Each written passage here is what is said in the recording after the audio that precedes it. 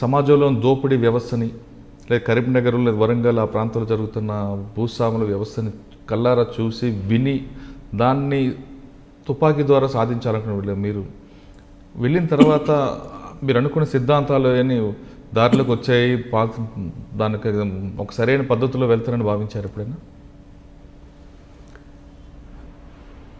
Party సిద్ధాంతం సరైనదే. ఆ రోజు సిపిఎంఎల్ పీపుల్స్ వారు ఏదైతే నిర్ణయించుకున్న సిద్ధాంతం ఏదైందో అది సరైనదే, ఆ లైన్ సరైనది. ఆ రోజు నేను పోయే నాటికి భారతదేశంలో ఉన్నది అర్ధవరుస అర్ధ భూస్వామ్య వ్యవస్థ.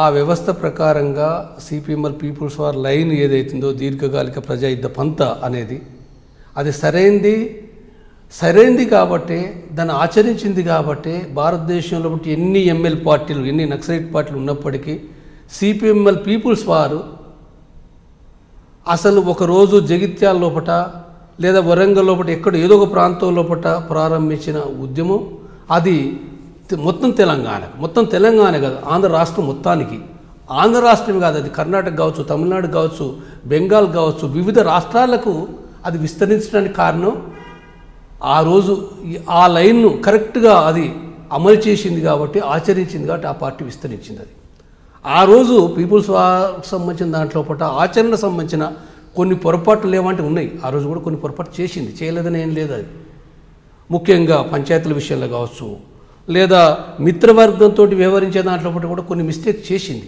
ఈ మిస్టేక్స్ చేసినప్పటికీ ప్రజలు పీపుల్స్ వారిని ఆదరించారు. ప్రజలు ఆదరించని పార్టీలో కూడా రిక్రూట్ అయ్యారు, వేల సంఖ్యలో రిక్రూట్ అయ్యారు. మహిళలు వచ్చారు, పురుషులు వచ్చారు, అందరూ వచ్చారు, విద్యార్థులు వచ్చారు, మేధావులు వచ్చారు. ఆ రోజు హైదరాబాద్ నుంచి కూడా అనేక వందల మంది వచ్చారు, వరంగల్ నుంచి వచ్చారు, అన్ని ప్రాంతాలు అన్ని సిటీస్ నుంచి కూడా వచ్చారు. ఇది ఏదైతుందో అంటే ఆ వ్యవస్థ ఉన్నది కాబట్టి ఆ వ్యవస్థకు వ్యతిరేకంగా అంటే భూస్వామికి వ్యతిరేకంగా దున్నేవానికి భూమి నినాదంతో పార్టీ పనిచేసింది కాబట్టి ప్రజలు విస్తృత సంఖ్యలో ఆ రోజు వచ్చారు. ఆ రోజు శత్రువు భూస్వామి యొక్క అరాచకాలని, భూస్వామి దోపిడి ఉన్నది, దోపిడికి వ్యతిరేకంగా ప్రజలు పార్టీ వైపు సమీకృతులయ్యారు. ఇది ఏదైతే ఉందో భూస్వామ్య వ్యవస్థ ఉన్నంత వరకు కూడా ఏంటంటే ఎన్ని నిర్బంధాలున్నా, ఎన్ని ఇబ్బందులున్నా, ఎన్ని పొరపాట్లున్నా పార్టీ వైపు వచ్చారు. కానీ ఈ భూస్వామ్య వ్యవస్థ అనేది ఉందో ఇది లేకుండా ఎప్పుడైతే పోతుందో భూస్వామ్య వ్యతిరేక పోరాటం అనేది ఎప్పుడైతే సన్నగిల్లిందో ఆ తర్వాత పార్టీ లోపలికి రావడం కానీ పార్టీని ఆదరించడం కానీ తగ్గిపోయింది. అది మీరు చెప్తున్నట్లుగా అప్పట్లో ప్రజాస్వామ్యంలో అంటే భారతదేశం పార్టీలో ఎన్ని కమ్యూనిస్ట్ పార్టీలు వచ్చినా సిపిఎంల పట్ల ప్రజలకు ఒక అవగాహన, ఒక మంచి అభిప్రాయంతో హైదరాబాద్తో కాదు పక్క రాష్ట్రాల నుంచి కూడా చాలామంది మేధావులు వచ్చారు. ఇప్పుడు ఆ స్థాయి ఎందుకు క్రమేపీ తగ్గిపోతుంది అనుకుంటున్నారు? ఇప్పుడు వచ్చే వాళ్ళందరూ కూడా ఐడియాలజీతో వచ్చేవాళ్ళు. వాళ్ళ మావోయిస్టు పార్టీలో కూడా చిన్న పొరపాట్లు ఎన్నో ఉండొచ్చు. ఈ చిన్న పొరపాట్ల కంటే కూడా చిన్న పొరపాట్లు ఉంటే ప్రజలు కూడా అర్థం చేసుకుంటారు, ప్రజలు తిరిగి వస్తారు. అది సమస్య కాదు, జరుగుతాయి చిన్న పొరపాట్లు.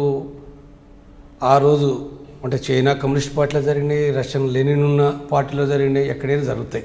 ఏ పొరపాట్లు లేకుండా ఎవరు ఉండలేరు. చిన్న పొరపాట్లు జరగవచ్చు.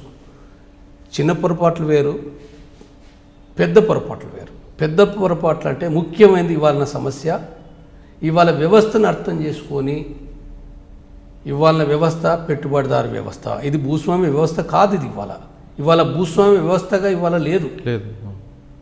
కొద్దిమంది వ్యక్తులుగా అక్కడక్కడ ఒకరో ఇద్దరు భూస్వాములు ఉన్నారు తప్ప మొత్తం టోటల్గా చూసినప్పుడు అది గ్రామాల్లో కావచ్చు, పట్టణాల్లో కావచ్చు, తెలంగాణలో కావచ్చు, ఆంధ్రప్రదేశ్లో కావచ్చు, బెంగాల్లో కావచ్చు, ఏ రాష్ట్రాల్లో అయినప్పటికీ కూడా ఇవాళ ఒక భూస్వామ్య వ్యవస్థ లేదది.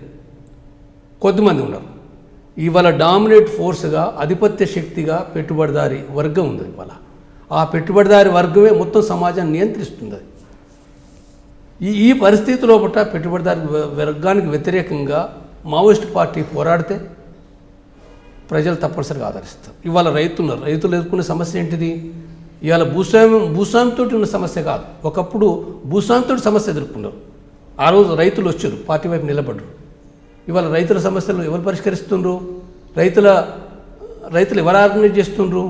ఎవరు చేయటం లేదు. రైతుల సమస్య గిట్టుబాటుదారు సమస్య. గిట్టుబాటుదారు సమస్య అంటే పెట్టుబడిదారులకు వ్యతిరేకంగా పోరాడాలి, గవర్నమెంట్కి వ్యతిరేకంగా పోరాడాలి, లేదా అర్తిదారుల సమస్యలు ఉన్నాయి, లేదా ఇవాళ విద్యార్థులు ఎదుర్కొనే సమస్య ఇవాళ ఈ కాలేజీ లోపల లక్షల కొద్ది ఫీజులు వసూలు చేస్తారు. ఎవరు వాళ్ళు? పెట్టుబడిదారులు వాళ్ళు. కార్పొరేట్ వ్యవస్థ. హాస్పిటల్స్ ఏంటి? హాస్పిటల్ పోతే లక్షల కొద్ది డబ్బులు మోస్తున్నారు. వాళ్ళు ఎవరు? కార్పొరేట్. నీకు ఎక్కడ చూస్తున్నా ఇవాళ అడవి లోపల దోసుకునేది ఎవరు? ఆదివాసులను దోసుకునేది పెట్టుబడిదారులు. పెద్ద పెద్ద కంపెనీలు వచ్చి మొత్తం వనరులని కొలగొట్టుకుపోతాయి. ఈ బహుళజాతి కంపెనీలు రావడం వల్ల రైతులకు ఎలాంటి నష్టం జరుగుతుంది అనుకుంటారు? వాళ్ళ భూములు పోతున్నాయి, వాళ్ళ వనరులు దెబ్బతింటున్నాయి, వాళ్ళ నీరు కలుషితం అవుతుంది, వాళ్ళ ఆరోగ్యాలు కలుషితం అవుతున్నాయి, వాళ్ళ మొత్తం పంటలు కలుషితం అవుతున్నాయి, వాళ్ళు మొత్తం నిరాశలు అవుతారు. వాళ్ళు మొత్తంగా ఇవాళ అడవిలో పుట్టిన ప్రజలు వాళ్ళ భూములను వాళ్ళ అడవిని వదులుకొని వాళ్ళ బయటికి కూలోళ్ళుగా వేరు ప్రాంతాలకు వలసపోతున్నారు వాళ్ళు. For more videos, subscribe to iDream. And loads of fun entertainment and content, do watch iDreams. Do subscribe iDream Media. దయచేసి iDreams మీరు సబ్స్క్రైబ్ చేయాల్సిందిగా నేను కోరుతున్నాను. I am Dr. Nayak, DT Nayak. For more videos, please subscribe to iDream. Please subscribe iDream News. Please subscribe iDream. Please subscribe iDreams. మీరు చూస్తున్నారు iDream News.